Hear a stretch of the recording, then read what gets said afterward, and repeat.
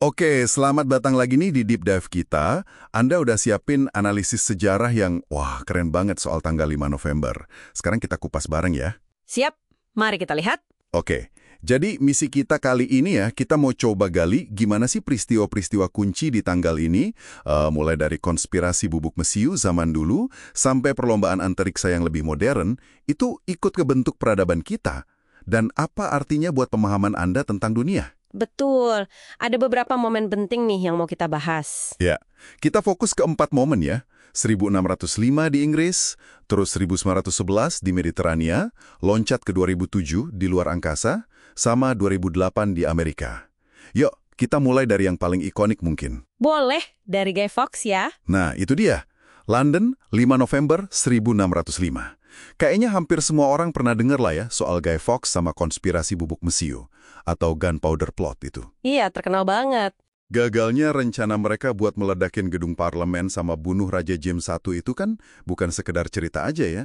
Jelas bukan. Itu contoh yang bagus banget gimana sebuah trauma politik.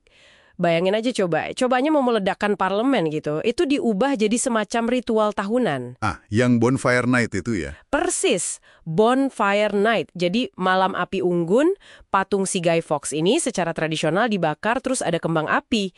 Awalnya ya ini cara efektif buat nguatin identitas nasional Inggris yang Protestan, nunjukin loyalitas ke raja. Sekaligus nakut-nakutin yang Katolik gitu ya setelah kejadian itu.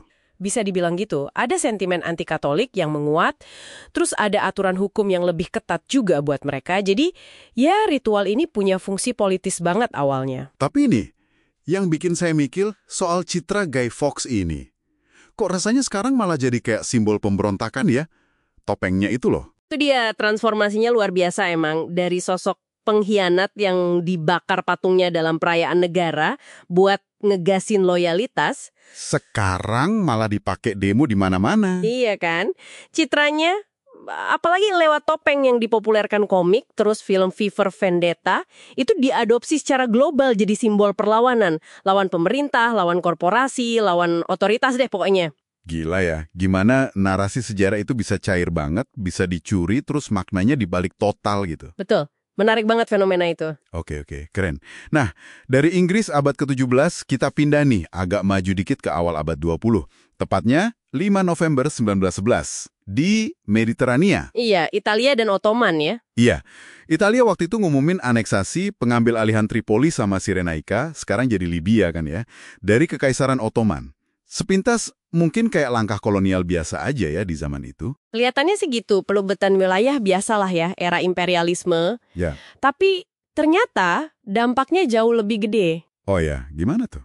Perang Italia-Turki yang dipicu langkah Italia ini, itu bener-bener nunjukin kalau Kekaisaran Ottoman itu udah rapuh banget. Mereka kalah, kehilangan Libya, Kepulauan Dodekanesi juga, sumber daya militer mereka kekuras.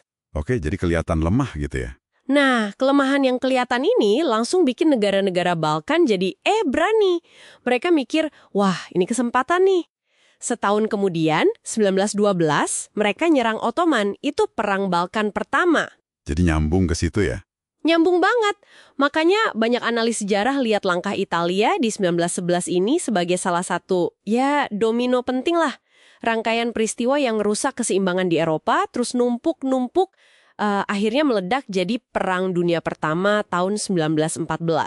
Wah, nggak nyangka ya. Dari satu aneksasi di Afrika Utara, efeknya bisa sampai memicu Perang Dunia. Gila.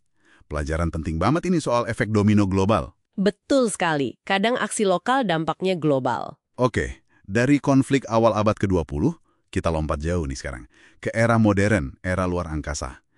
5 November 2007, momen penting buat Tiongkok ini. Wahana antariksa mereka, Chang'e 1, sukses masuk orbit bulan. Iya, ini pencapaian besar buat mereka. Jadi negara ketiga yang secara independen bisa sampai ke bulan setelah Soviet dan Amerika. Teknologi mereka terbukti mampu. Keren sih emang. Mereka bahkan berhasil bikin peta 3D bulan segala kan ya? Betul, resolusinya tinggi pula. Tapi ya, seperti biasa, ada makna yang lebih dalam dari sekedar unjuk teknologi atau gengsi nasional kayak zaman Perang Dingin dulu. Oh gitu, apa tuh bedanya? Bukan sekedar siapa cepat dia dapat di bulan gitu? Lebih dari itu, keberhasilan Chang'e 1 ini sering dilihat sebagai penanda dimulainya apa yang disebut astropolitik abad ke-21. Astropolitik, istilah baru nih, maksudnya apa tuh? Intinya sih, geopolitik, persaingan antar negara itu sekarang meluas sampai keluar angkasa. Udah bukan cuma di bumi aja. Dorongannya macam-macam ya, kepentingan strategis, kedaulatan teknologi, sampai isu keamanan nasional. Contohnya? Ya, paling jelas kita lihat Tiongkok ngembangin sistem navigasi satelit mereka sendiri, Beidou. Itu kan buat nyaingin GPS-nya Amerika.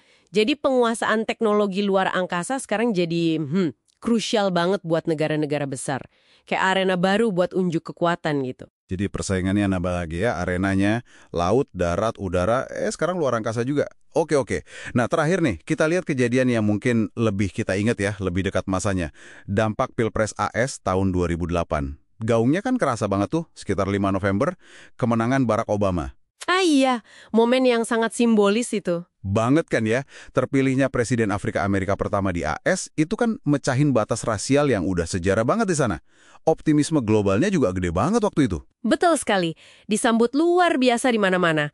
Banyak yang berharap ini era baru, era pasca rasial, bahkan ada yang bilang gitu. Tapi ya, warisannya ternyata nggak sesimpel itu, kompleks. Kompleksnya gimana tuh maksudnya? Kan simbolnya kuat banget. Simbolnya kuat, iya. Tapi optimisme awal itu cepet banget dihadapkan sama kenyataan kalau ketegangan rasial tuh ya masih ada aja, bahkan mungkin muncul dalam bentuk baru.